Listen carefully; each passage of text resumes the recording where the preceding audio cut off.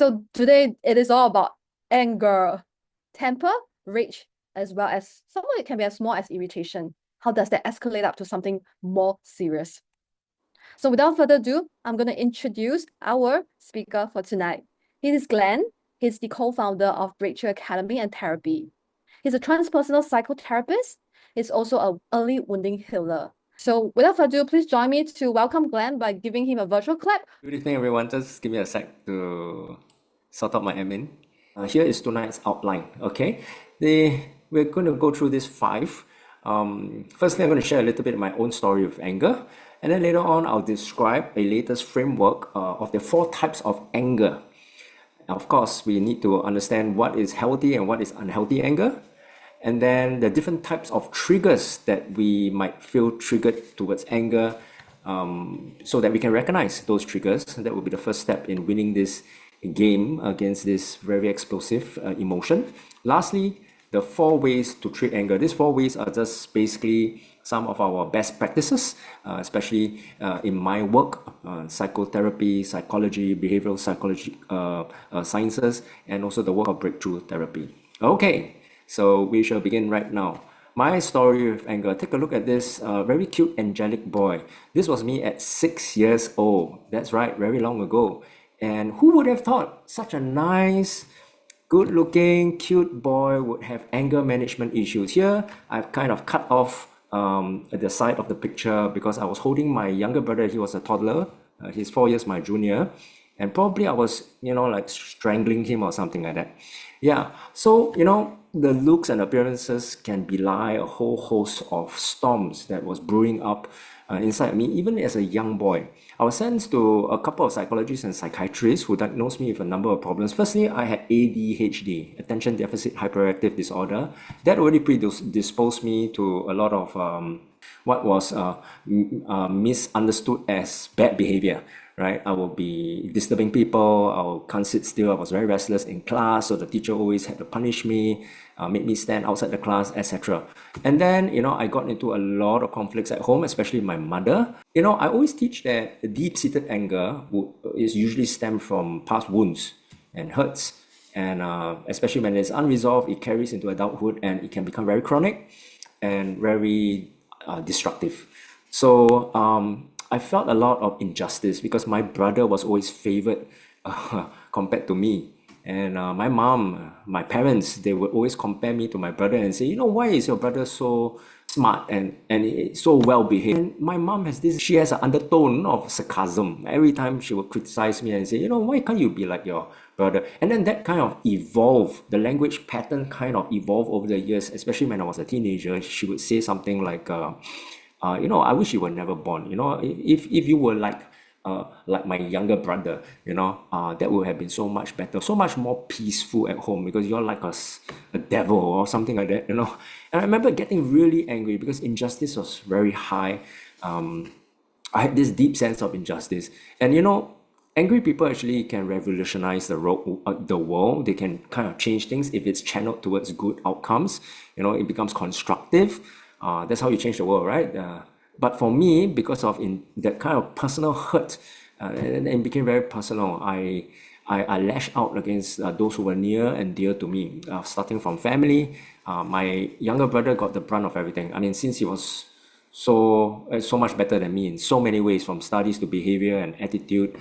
He was like the star, whenever there was Chinese New Year dinner gatherings, etc. Everybody would talk well about him, but compared to me, they always put me down. So I would take my anger, I would take it out on him. I destroyed his toys in primary school. I threw them away. I hid his stuff. And then it became abusive. I remember, he was just P3 or P4, just before we went to school. We waited for the bus. We were having breakfast at home on the table. I would secretly take my metal spoon or knife and heat it up in a toaster along with the bread, of course, yeah, because we were all getting ready to have our breakfast. And then when the bread was popped out, I would take that heated knife and I just put it on his arm, and he had a lot of burns. Terrible brother, man, I can tell you. And if he's watching right now, I just want to say sorry again for all the hurt and abuse that I put on you when we were in primary school. Anyway, that was my story with anger. I grew up to be a very bitter person. Resentment was one of my reactions to a lot of things, especially when I felt betrayed when other people are chosen and picked above me, and I would always feel very hurt, and I would lash out at people. And if it was not possible to make my anger known, I would do it passive aggressively. So that's a little bit of background for me. Of course, it took me many years before I started to address it, put a finger. I mean, I was always blaming everybody, and that really sabotaged my future. I got into so much trouble, and in school, I was kicked out from school. I went to boys' home, and after that, during national service, I was always the one being picked on as well by my commanders. Went to prison, the whole 9 yards. It took me a long time to reconcile things with my family and to resolve that anger inside of me. So I wanted to share that as a backdrop, and then later on we can piece that on a framework.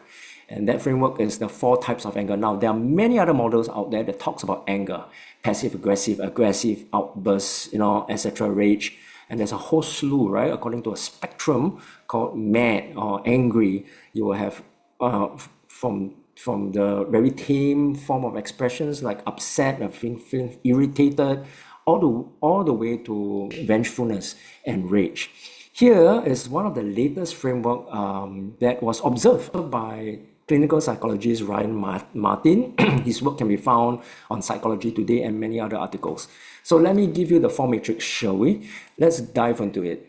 I have to orientate this to you first in order to make sense. So in this 4-window matrix, you will see that on the top is the hot anger. This is unhealthy anger, so it's hot. So it occupies the top half and it occupies 2 windows. Below is cold anger. Now, when we say cold here, unlike other models, cold anger is useful anger. It's kind of a cool anger. There is seeding anger towards injustice, for example, or unfair treatment, but it is one that can be used, or what we call mobilized. And then on the 2 sides are what we call short anger on the left and long anger towards the right. So short means short bursts, just an outburst, and it doesn't last for long, right? You don't hold it for long. And then long anger is really unhealthy, a chronic even, because it's protracted. So let me introduce to you the 4 types here according to the 4 windows. Let's start with the hot anger first. So that's what we call the hot shot. They are outbursts, very explosive, and then very defensive as well, because it's very blame shift and accusatory in nature.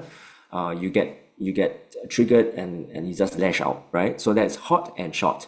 Hot and long is very destructive because you're holding it in. May not always be outward. Sometimes you just suppress it, repress it for a while, but it's a long drawn reaction. It could be to injustice, to unfairness, etc. But it will always affect relationships. So there will be a breakdown both at the relational level, interpersonal, and also at the community level. It could be families affected, etc. And it's usually it kind of usually morphs into and integrated into other emotions like shame and pain. So you feel shame, and to protect shame, you just lash out, right? You get angry. So this is angry, unhealthy anger for the long term. Let's go to the cold anger, shall we? Below. So right at the bottom left is short again, but it's cold short. It's self-protective in nature. So you've got like it's actually useful, like I said, right? That you can utilize this in this shot because you see it, you become vocal when you see injustice being done. I can't help but think of Jesus in the Bible. There's a passage, an episode when he went into the temple and then he saw people setting up tables and selling, and trading, making use, taking advantage of the poor people who needed to, present offerings, right? And so he was very angry with these merchants, and he just overturned the tables. Now, this is Jesus we're talking, right? The Son of God.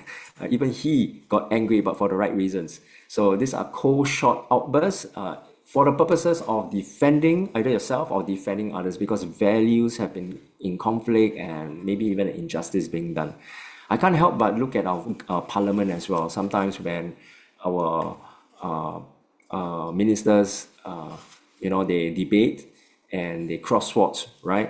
And I often see our ministers, even Prime Minister Lee Hsien Loong back then, getting into these short, cold, anger situations, and you can see it right on his face, but it's always defending a topic or position. They are cold, and obviously it doesn't carry it too long.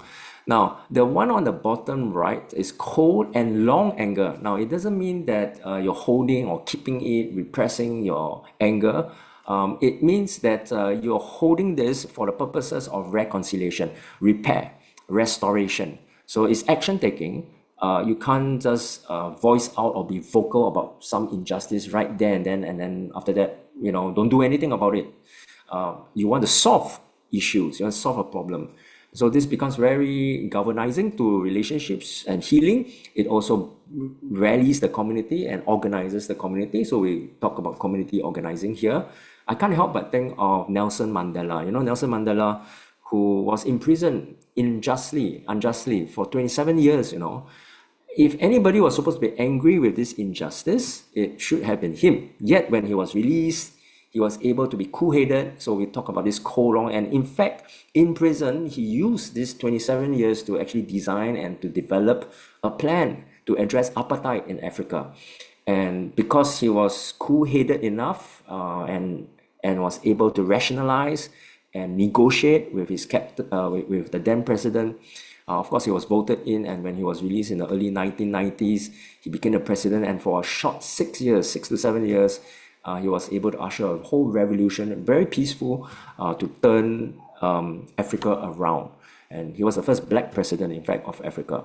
So, and he won the Nobel Peace Prize for that. Cold, long anger is very productive, very constructive. So there you have it, the 4 types of anger that is put into this like a 4 window matrix for domains here.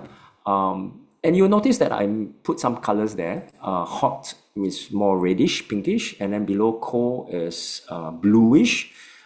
Just for the purposes of this presentation, at the risk of oversimplifying it, healthy versus unhealthy. Okay, so I have another table here, and the blue one is healthy anger, and this could be easily identified because when those anger comes up, it's actually done with kind of undergirded with values, and there's boundaries involved as well. Whereas unhealthy anger towards the right is no respect, very aggressive, meant to hurt. Okay, so you can take a look at the difference. Let me go through them very quickly. After all, those of you who want to replay, you get this, and you can always take a screenshot of this as well. So over the left, healthy anger expressed assertively, calmly, respectfully, but on the right is more unhealthy, very aggressive, very explosive, and even if you can't manifest it outwardly, inside you keep, right? It's passive aggression. Then on the left again, is triggered by genuine boundary violations or injustices. Whereas on the right, is triggered by minor irritations, unresolved issues. We'll touch on this later on. Unresolved personal issues from the past or internal conflicts. On the left, it promotes open, constructive communication. Healthy anger is this. Cold anger, you get angry, you make known, and good leaders are like that, right? They make known an issue. They don't just avoid it. They make known an issue and they open it up and say, okay, let's solve this. Let's be transparent, let's be open. So there's open communication, whereas unhealthy anger hinders communication because it's all about proving yourself to be right and everybody's wrong, and it actually escalates conflicts. Healthy anger focuses on problem solving, finding solutions. Unhealthy anger lacks resolution or constructive outcomes. Usually it's just left hanging. People get hurt along the way, don't understand. And because it's angry, it's a very heavy or strong emotion. People are afraid. So the perpetrator usually thinks, I just get angry and people will kowtow towards me and submit to my behavior. Lastly, healthy anger strengthens relationships by addressing issues constructively. Unhealthy anger damages relationships, causing hurt and mistrust. So there is such a thing as healthy and unhealthy anger. I want to talk about triggers, and I'm just going to list a few here, but they're very common and you can identify them as well. It's important to identify them. There are 4, and let's go through them. The first one is stressful environments. So when I say stressful environments, it means like where you are at that point of time sometimes can stress you out to the point of frustration, and if it's not resolved, you just just lash out, right? Suddenly, it could be outburst. So think about, if you are in a high intensity environment like your workplace that is filled with, I mean, those of you in the financial industry and back in those days, the Wall Street kind of thing, you understand, right? How stressful and intense those environments can get. And if you let your guard down, you don't exercise self-care or boundaries, you can just lash out. Yeah, I know of someone, and these are youths who live in, low socio-economic environments. The families are poor, they have poverty issues, and because of that, like the COVID cabin fever days, right? One-room flats, two-room flats, and they're squeezed with five siblings, and outside there's construction going on. They can't study. They get so frustrated, they just burst out crying and also in anger. Stressful environments. Number two, physical discomfort. So now it's got to do with a physiology. You may be in an okay environment, but because maybe you're seated down uncomfortably. I know this guy because of his back problem, right? So already physically, chemically, he's already got predisposed to discomfort. And so he had to sit down on the floor, and for a good while, his back is just working against him. He was so angry, he just lashed out at his family, his kids and wife at home, just because of his back issue, his spinal problem. I work with prisoners in prison. Their living conditions are very Spartan. Some of them just get angry for no reason. It's not like somebody triggered them. It's just that, in that particular environment, may not even be stressful, but because of their physical discomfort that has been protracted, for long term, they get increasingly very frustrated, and they just again have outbursts. Number three is interpersonal issues. This is very identifiable. Most of us get angry because of an argument, right? Interpersonally with someone else. So between individuals, whether it's at home, between spouses, children and parents, or even colleagues at work, very common. There could be clashes in values, the way they see things, maybe even beliefs, right? Hot button topics. And then this will just cause you to trigger. And that's why it's so important to learn how to manage conflict and resolve these conflicts in an amicable way. Lastly, number four, emotional distress. Now, it may not even be logical sometimes. I know of this guy who, whenever he's in a rush, let's say taking the MRT, a flashback of being rushed last time when he was in primary school to board the bus. He recalled that his mom, back then when he was young, the mom brought him to the market and to public transport, and because of the rush and the commotion of the people squeezing and trying to cut the queue to go up the bus, the mom fell down and had a brain hemorrhage. Went to hospital and died shortly. And he got so mad with people who cut queues. So today, as a public commuter taking public transport in his 40s, he told me this, that he was just at the bus bay and it was really crowded and the bus haven't even stopped. He just felt some push behind him on the shoulder, and he immediately reacted. He's quite a big guy, using his elbow to just hit the person behind who just merely touched him, maybe because it was so squeezy, right? And hit and used the elbow to just swing without even knowing who's behind him. He turned, and to his horror, it was an old lady. So all these emotional reactions, emotional distress, usually stem from the past. It's usually an unpleasant memory. And we always say that the manifestation has got nothing to do with the present moment. It's got to do with recalling a past incident. So you have to be aware and learn how to identify where these triggers or how these triggers affect you. And rather than lay blame so quickly or come to some conclusion or judgment, start reflecting where and how you get triggered as a pattern. Now, I'm going to move to this. Dr. Pavel Somov talks about utility. He says that actually any manifestation, any outburst of anger is actually an opportunity for personal growth. So we shouldn't be suppressing it. We shouldn't be telling ourselves, oh, I'm getting angry again. Okay, avoid it, distract myself. He says this is the quote: there is potential to utilize this energy for self-awareness, empathy, mobilization, meaning utility, and ultimate transformation. Just don't avoid it, use it. It's a sign, it's a signal that something is still not right or unresolved, not yet processed maybe inside of you. You want to go and check out who Dr. Pavel Somov is. He is the, I would say, the authority over the last 30 years dealing with anger management. He's written a couple of books focusing just on anger. Okay, good guy, good stuff to read. Just go Google him. Yeah. Now I'm going to come to my last segment. I'm going to spend the most time here on treating anger. My work has got to do with 4 types of approaches. I call these approaches. They are not modalities. They are not methods. And that's something that we do at Breakthrough Therapy.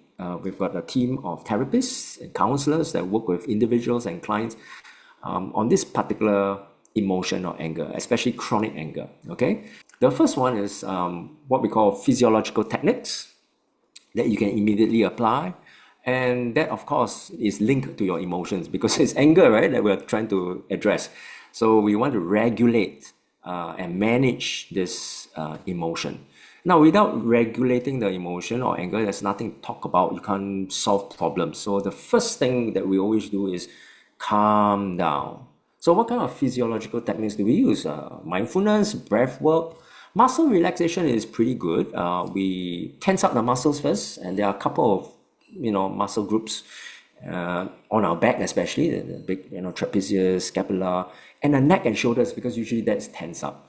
That we squeeze first, right, and then later on relax. Squeeze again and then relax. So that is coupled with our breath work. Breathing is really important because when you're angry, what causes through your vein and your mind and your head is just very toxic material, right? Like carbon dioxide and all that. So you need oxygen. You need to hydrate yourself by drinking water. You need to breathe, do deep breathing, and that itself will help bring clarity, clears the mind.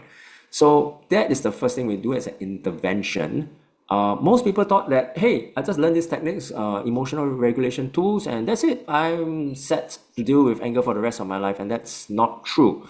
It's just an intervention. It helps you to manage. It helps you to control your impulses. The other kind of approach is what we call cognitive training.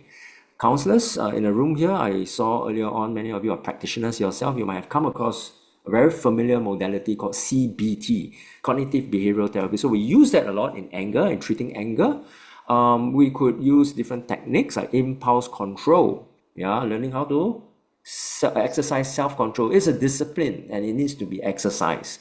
We could do reflection exercises, so that we can locate cognitively using our mind to say, hey, because anger is so irrational when it comes out, right? We just blame everybody, blame the whole, we just want to attack and accuse. So it's seldom logical. So by coming down first and then by using our brain, cognitive, our logic, rationale, to reflect, we can not only just slow things down, but we can actually use cognitive behavioral therapy to dispute some of the illogical or even negative thought patterns. We use reframing. Can you see number 2 here? Reframing technique is, okay, what good can I see in this negative situation? Or even in myself, not just a situation, but what is coming out from me. Because sometimes the mind plays tricks on us. We see everything as negative or as an attack. Anger is like a defense mechanism that just comes out immediately because when you sense threat and danger, then you feel like it's an attack. Even when it's not, it's just perceived danger. You attack first, right? You get angry first. And then, of course, we have choice awareness. So in therapy, when we use cognitive training, we talk about, okay, you have choices, right? It's not like he pressed the button and then you just react, right? You have an outburst. No, you can either choose to react this way, or you can calm down first and react another way, or you can disengage and say, hey, I'll come back to you again. And so there's a third way. The thing with choice awareness is that once a person has choices, he becomes empowered, right? It's when we have no choice. I often hear this with some of my youth at risk that I work with. They say, no choice, my mother schooled me, no choice, my teacher, that's why I get back at her. Okay, it's when you say you have no choice, when you think you have no choice, that's when you get disempowered. And of course, you get angry as a defense, right? So we use a very neat little technique for the youth and also for adults. We call it traffic light model. We stop first, right? Red. Then the amber light is to think through of your choices, of your steps, your next steps. Actually, stand at traffic light. You can choose to move. You can choose to stay. You have choices. Then only when you're ready to pick one, then green light, then you move forward. So again, this all comes under this cluster cognitive training. Number 3 is very interesting. Some of us do it, some of us practice it, but we don't know what's the terminology for it. It's called sublimation, psychological sublimation. And what essentially that means is that you take something that is negative, socially not acceptable, and you turn it, you channel it into something positive, something that has a profitable outcome, right? So it's literally like a lifestyle or behavioral modification. You know, the Olympics was kind of created. I know it was part of worship to the Zeus, the god, in those ancient Grecian times. But it was also a means of channeling the young boys' energy, high energy, who were going out to the streets and getting into a lot of trouble, like fights and all that, and channeling them to competition, like javelin throwing, like running marathons, like even wrestling. And it was a good way, a good approach of sublimating what was very negative into something positive. Sublimation also comes in a form of different types of funneling of channeling of different negative behavior traits, like sexual aggression, or someone who has sexual urges. Instead of just avoiding or controlling or say think positive thoughts, you can actually channel that into creative outputs, right? Like drawing, like arts and performance. So that utilizes the energy and channels it into something more positive. Anger is like that as well. You can do that creatively. I want to, at this point in time, share something that has inspired me. If you go on Netflix, I think it's still available. There's this award-winning show called Gifted Hands. It's actually the story of Ben Carson. If you don't know who Ben Carson is, he was a very angry young boy.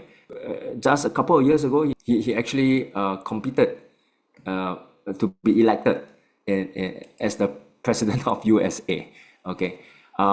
Here it's called Gifted Hands because he became a surgeon, a very notable authority in neuroscience, and he actually performed many pioneering work.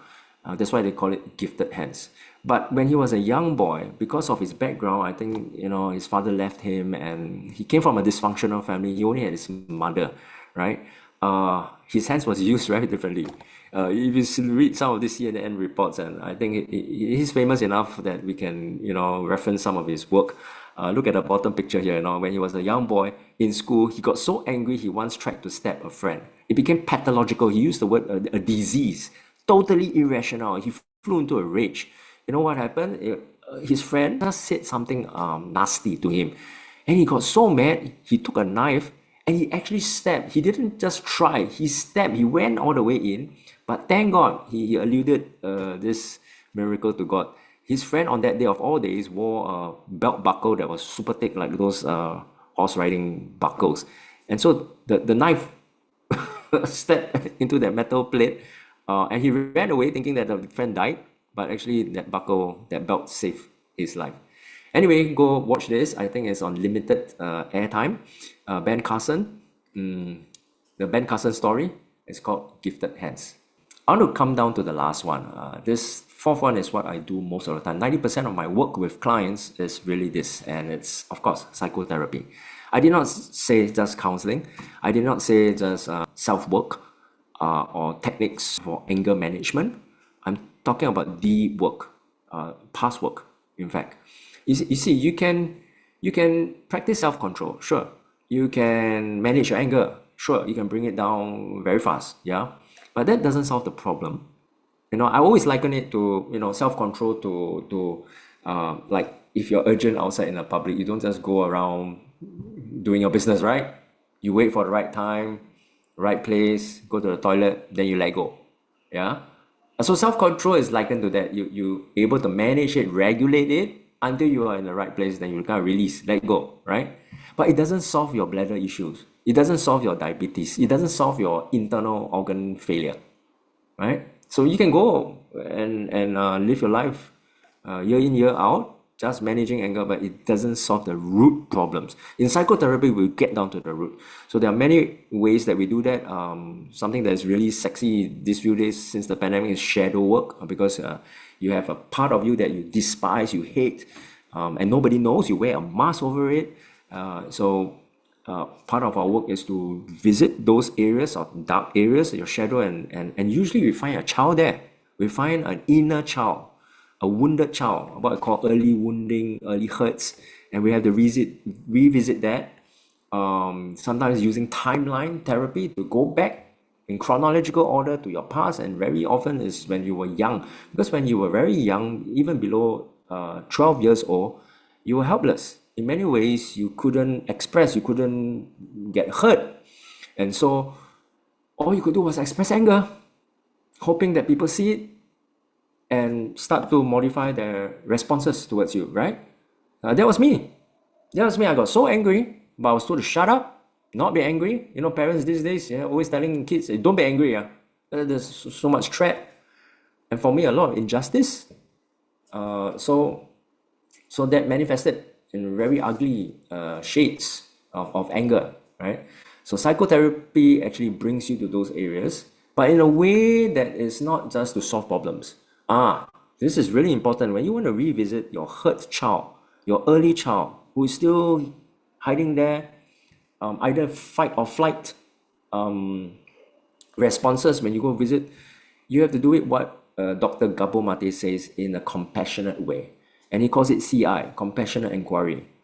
So, as a psychotherapist, when I work with you with anger issues, it's really not the anger that I'm bothered about, but the anger traces back to a root history, and we can do that through timelining. And we trace back what happened when you were 12 years old, 8 years old, what happened when you were 6 years old, and when you had no one to defend you, and all you could do was just cry and get angry as an emotional expression. And we have to go and revisit that little child of yours in a very compassionate way to give it the resource, the emotional support that it did not have when he was young. And you can do it today. So some people even call this method reparenting the young, angry child. Because unless and until you do that, it will manifest in your adulthood, in your current state of affairs, every time you get triggered, because you're still alive, you see. It's still living in the past. And humans are very predictable. It's not going to go away. And if all you're doing is just try to adjust the environment or the people in your life, expecting your anger to just go away like that, you're dead wrong. You're headed for, you're probably deluded. Okay, so that's why you need to go and seek professional help.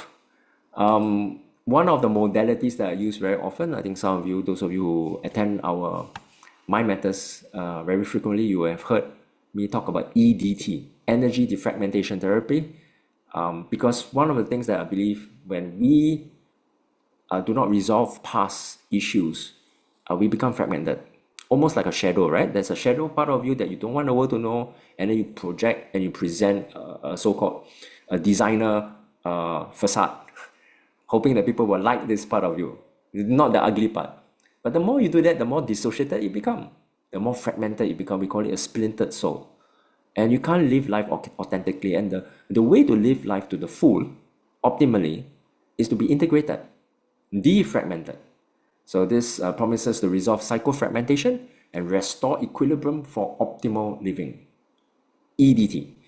I run this only like twice or 3 times a year. There's a basic EDT training. I call it a therapeutic training program. 1 full day, 1 Saturday, 9 to 6. There's a assessment chart that you can really locate what script and program has been, keeping you prisoner, such that you're always angry, or maybe all the other unconstructive emotions as well. And then we slowly trace back to the roots to resolve those issues. Let me wrap this presentation up.